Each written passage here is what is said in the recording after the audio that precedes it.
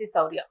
ఇప్పుడున్న ప్రస్తుత కాలంలోని ఒక మనిషికున్న సమస్య ఏదైనా కూడా అది మెంటల్ స్ట్రెస్ కావచ్చు, లేదా ఇంకేదైనా చుట్టుపక్కల ఉన్న పరిస్థితులు కావచ్చు, ఇవి వాళ్ళ వరకే కాకుండా తమ చుట్టూ ఉన్న కుటుంబానికి కూడా ప్రమాదంలో పడేస్తూ ఉన్నాయి. అలాగే ప్రాణాలని కూడా తీసేస్తున్న పరిస్థితులు ఉన్నాయి.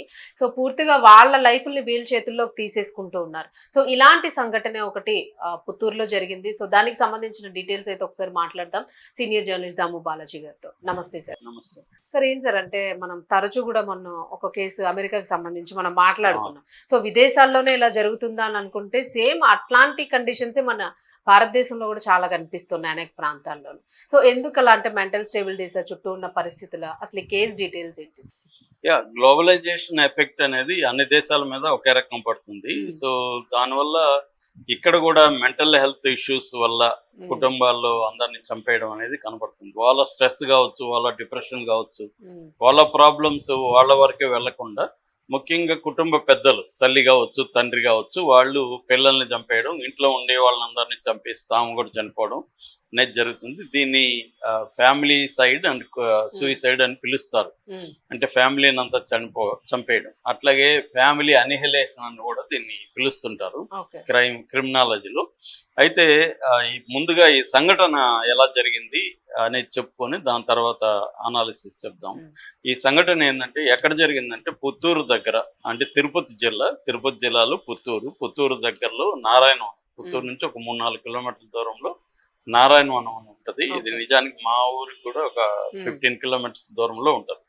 ఈ నారాయణవనం మండలంలో వెంకటకృష్ణపాలెం పంచాయతీలో చాకల వీధి, అందులో మోహన్ అనే ఒక అతను ఉంటాడు. అతనికి భార్య హరిత, ఆయనకి 2 పిల్లలు. కౌశిక్ 14 ఏళ్ళు, పుత్తూరులో 9వ క్లాస్ చదువుతున్నాడు. కూతురు హరిణి 12 ఏళ్ళు. వీళ్ళిద్దరు పిల్లలు కూడా పుత్తూరు ప్రైవేట్ స్కూల్లో, రెసిడెన్షియల్ స్కూల్లో చదువుతున్నారు. అంటే 9th క్లాసు బాబు, పాపేమో 7th క్లాసు. ఇతను ఒక 1 month బ్యాక్ నారాయణవనంలో స్టీలు సిమెంటు అంగడి పెట్టుకున్నాడు. వీళ్ళ భార్య హరిత ఏమో tailoring shop come beauty parlour నడుపుతుంది. నిజానికి పైకి చూసినప్పుడు భర్త షాప్ పెట్టాడు, భార్య కూడా షాప్ నడుపుతుంది, పిల్లలిద్దరు ప్రైవేట్ స్కూల్లో చదువుకుంటున్నారు అనేది మనకు అనిపిస్తుంది. కానీ ఇక్కడ సడన్ గా ఇతను ఒకేసారి 5 మందిని చంపేశాడు. సో అంటే 4గురిని చంపేసి ఇతను కూడా చనిపోయాడు. అంటే ఆ కుటుంబంలో ఒక్కసారిగా ఇతను ఎందుకు 4గురిని చంపేసి తను కూడా చనిపోయాడు అనేది ఇప్పుడు షాకింగ్ గా ఉందన్నమాట ఈ వార్త. మామూలుగా ఒక చిన్న స్మాల్ టౌన్, నారాయణవనం అనేది ఒక పెద్ద విలేజ్ అనుకోవచ్చు, టౌన్ కూడా చెప్పలేము. పుత్తూరు అనేది టౌన్. సో ఒక స్మాల్ టౌన్ లో ఉన్న ఒక వ్యక్తి, ఒక మామూలు వ్యక్తి సడన్ గా తల్లిని, భార్యను, 2 పిల్లల్ని చంపి తను ఎందుకు చనిపోయాడు అనేది ఇప్పుడు షాకింగ్ గా ఉందన్నమాట. సో ఇది ఏం జరిగిందంటే వీళ్ళ బావమరిది, అంటే ఈ హరిత వాళ్ళ బ్రదర్ కూడా వీళ్ళ ఇంట్లోనే ఉంటూ షాప్ హెల్ప్ చేయడానికి వచ్చాడనమాట. అతని పేరు బాలకృష్ణ.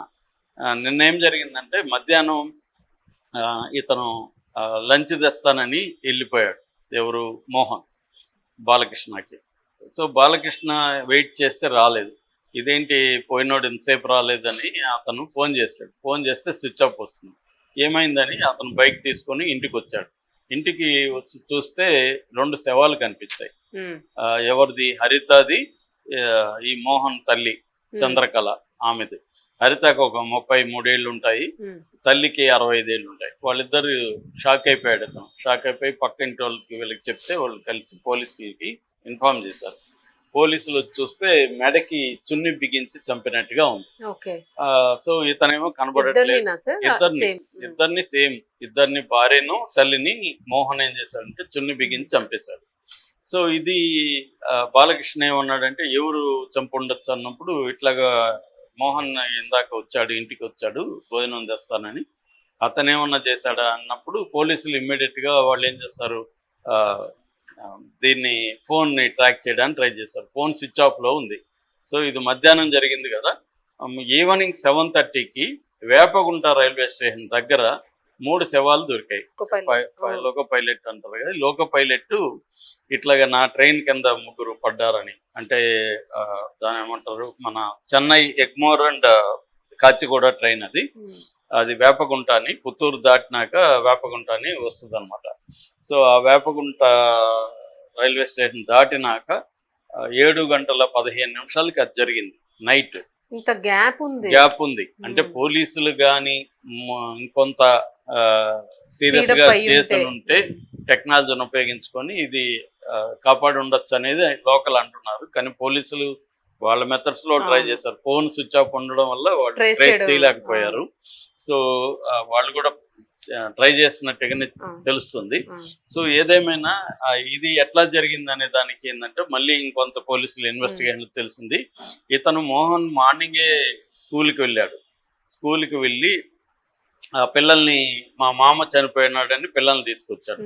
మనకి సిమిలర్ గా విజయారెడ్డి విజయారెడ్డి కూడా వాళ్ళ బంధువు చనిపోయినాడని వాళ్ళ పిల్లల్ని బయటికి తెచ్చింది. అట్లాగే ఇతను కూడా వెళ్ళి మా మామ చనిపోయినాడని పిల్లల్ని బయటికి తీసుకొచ్చాడు. బయటికి తీసుకొచ్చి వాళ్ళని ఎక్కడో పెట్టి మళ్ళీ షాప్కి వెళ్ళాడు. షాప్ అది ఇంకా డీటెయిల్స్ తెలియదు, పిల్లల్ని ఎక్కడెక్కడ పెట్టాడు ఏంటి అనేది తెలియదు.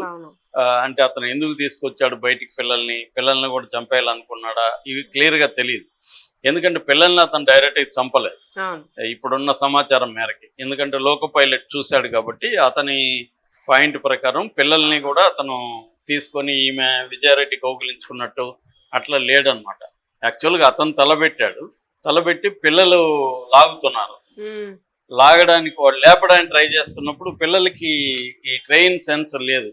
ఎంతసేపటికి నాన్న లీనా నాన్న చనిపోద్దు నాన్న అని ఏడుస్తూ పిల్లలు అరుస్తూ అతను లాగుతున్నారు. ట్రైన్ ఏమో 100 కిలోమీటర్ల వేగంతో, వాళ్ళకి ఆ పిల్లలకి వేగం ఇవన్నీ ఆలోచించలే. ట్రైన్ వస్తుంది లీనా అంటున్నారు, ట్రైన్ వచ్చేసింది, 3 చనిపోయారు. సో అది లోకో పైలట్ చెప్పాడు అనమాట. అంటే పిల్లల్ని అతను తనతో పాటు చంపేయాలనుకోలేదు. మేబీ తీసుకొచ్చేటప్పుడు అనుకోని ఉండొచ్చు, తర్వాత వద్దనుకోని ఉండొచ్చు. తను మాత్రమే పట్టాల మీద పోయి పడ్డాడు. అంటే క్లియర్ గా తెలుస్తుండేది ఏమంటే మార్నింగ్ వెళ్ళి పిల్లల్ని తీసుకున్నాక షాప్కి వచ్చాడు. ఈ లోపల మార్నింగ్ ఇంకో పని కూడా చేశాడు. అదేంటంటే వాళ్ళ చెల్లెలకి ఇతను డబ్బులు ఇవ్వాలంట. ఆ డబ్బుల్ని ఇంకొక వ్యక్తికి, తనకు తెలిసినోడికి ఇచ్చి, ఒరే మా చెల్లికి ఇచ్చేస్తే ఈ డబ్బులు, నేను అప్పున్నాను అని చెప్పి డబ్బులు ఇచ్చాడంట. సో ఇతను ముందే ప్లాన్ చేసుకున్నాడు. ఆ ప్లాన్ ప్రకారం పిల్లల్ని తీసుకొచ్చాడు. పిల్లల్ని ఒక చోట పెట్టి షాప్కి వచ్చి నేను ఇట్లా భోజనాన్ని తెస్తానని వచ్చాడు. వచ్చి ఇంటికి వచ్చి తల్లిని భార్యని ఇద్దరిని చున్నీ వేసి బిగించి చంపేశాడు. మరి అది ఎలా సాధ్యమైంది ఒకేసారి ఇద్దరిని చంపేది, ఇవన్నీ ఇంకా తెలీదు. సో చంపేసిన తర్వాత మళ్ళీ బయటకు వచ్చి పిల్లల్ని తీసుకొని పిల్లల్ని రకరకాలుగా తిప్పాడు. అంటే పుత్తూరు, నగిరి, కార్వేట్ నగరం బైక్ లో తిప్పాడంట. ఈవినింగ్ సీసీటీవీ ఫుటేజ్లు ఇవన్నీ ఉన్నాయి. ఈవినింగ్ వరకు తిప్పాడంట అతను. సో ఈవినింగ్ వరకు తిప్పి నైట్ పడే వరకు వెయిట్ చేసి, నైట్ వాళ్ళ పిల్లలకి అర్థం కల, సరదాగా ఏదో నాన్న దేనికోసం తెలియదు, అవన్నీ మనం గెస్సింగే. ఆ పిల్లలకి ఏం చెప్పాడు అవన్నీ కూడా ఎవరు తెలుసు. వీళ్ళు ఓన్లీ సీసీటీవీలో రకరకాల ప్లేసుల్లో ఇతను కనబడ్డాడు అంతే.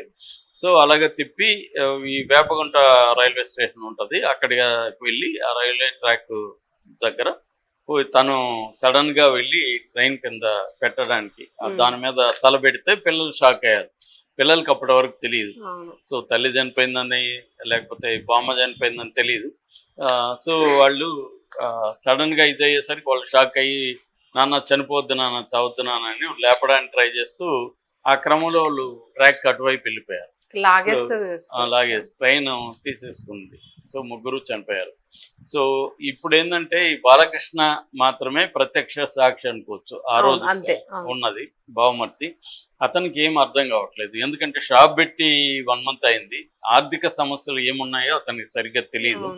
తనకు తెలిసినంత మాత్రం ఆర్థిక సమస్యలు లేవు. ఇంట్లో ఏమున్న కుటుంబ సమస్యలు కానీ, లేకపోతే ఇతనికి అఫైర్లో, లేకపోతే భార్యకి అఫైర్లో గొడవలు, అవి కూడా ఇప్పటి వరకు పోలీస్ ఇన్వెస్టిగేషన్ లో ఎక్కడ ఉన్నట్టుగా పక్కన వాళ్ళు గాని బంధువులు గాని చెప్పట్లేదు. ఏదైనా ఉంటే గొడవలు ఉంటే తెలిసేవి కదా. ఈవెన్ పిల్లలు ఉన్న అట్లీస్ట్ ఏదైనా ఇంట్లో జరిగి ఉంటే చెప్తారు గొడవ ఎలా. ఇప్పుడు అయిపోయినాయి, పిల్లలు కూడా లేరు. సో ఉన్న వీళ్ళు పోలీసులు విచారించిన దాంట్లో మాత్రం ఇప్పటి వరకు ఏంటంటే కారణం అయితే తెలియట్లేదు. అతను ఎందుకు చేశాడు అనే దానికి పోలీసుల దగ్గర ఆన్సర్ ఇప్పటి వరకు అయితే లేదు. ఇంకా ఇన్వెస్టిగేట్ చేస్తున్నారు. సో అంటే మామూలుగా ఉండే కారణాలు ఆర్థిక సమస్యలు ఉంటాయి, లేదు ఎక్స్ట్రా మ్యారిటల్ గొడవలు, డొమెస్టిక్ డిస్టర్బెన్సెస్ ఉంటాయి, అవేవి కనిపించలేదు. కాకపోతే ఏంటంటే ఇలాంటి కేసులు మనం చాలా చూసినప్పుడు వరల్డ్ వైడ్ గా కూడా ఇలాంటి కేసుల్లో 90% మేలే చేస్తారు, మగవాళ్లే చేస్తారు 90%. ఎందుకంటే వాళ్ళు కుటుంబ పెద్ద కాబట్టి దీన్ని అల్ట్రూయిస్టిక్ మర్డర్స్ అంటారు. అంటే ప్రేమతోనే చంపుతారు అనమాట. అంటే నేను కుటుంబ పెద్ద, నేను ఇప్పుడు చనిపోతున్నాను, నేను చనిపోతే వీళ్ళ పరిస్థితి ఏంటి, కాబట్టి వీళ్ళని కూడా చంపేస్తే వీళ్ళకి ఆ టార్చర్ ఉండదు అనేది వాళ్ళ ఆలోచన. సో అందుకని ఇతను కూడా ఒక కుటుంబ పెద్ద, తను షాపులో మరి 1 month అయింది కాబట్టి దాని అప్పులు తీసి పెట్టాడా ఏంటి అవన్నీ ఇంకా క్లారిటీ లేదు. సో అతనికి ఏ ప్రెజర్ ఉందనేది తెలియదు. మామూలుగా ఏంటంటే ఇండియాలో ఈ కన్సీల్డ్ డిప్రెషన్ అంటారు, మగవాళ్ళకి ఎక్కువ ఉంటది. ఆడవాళ్ళు ఎక్కడో చోట బయటపడడం, ఏడవడం చేస్తారు, మగవాళ్ళు చెప్పుకోలేరు బయట వాళ్ళ ఇష్యూస్ ని. సో అలాగా ఈ కన్సీల్డ్ డిప్రెషన్ ఇతనికి ఉండే అవకాశం ఉంది అని చెప్తున్నారు. అంటే మెంటల్ హెల్త్ ఇష్యూసే ప్రధానంగా ఉండొచ్చు అనేది ఇప్పటి వరకు పోలీసులు చెప్తున్న వాదన. ఇంకేమన్నా ట్రిగర్ అయినాయి అనేది తెలియదు, గొడవలు ఏమైనా ఆ రోజు జరిగింది కూడా కాదు ఇది. అంటే ప్లాన్డ్ గా అతను పోయి పిల్లల్ని తీసుకురావడం, మార్నింగ్ మళ్ళీ మధ్యాహ్నం వాళ్ళని ఎక్కడో పిల్లల్ని పెట్టి చంపేయడం. అంటే అతను ఎందుకు పిల్లల్ని తీసుకొచ్చాడు, వాళ్ళని కూడా చంపేయాలనుకున్నాడా, తర్వాత మనసు మార్చుకొని తను ఒకడే.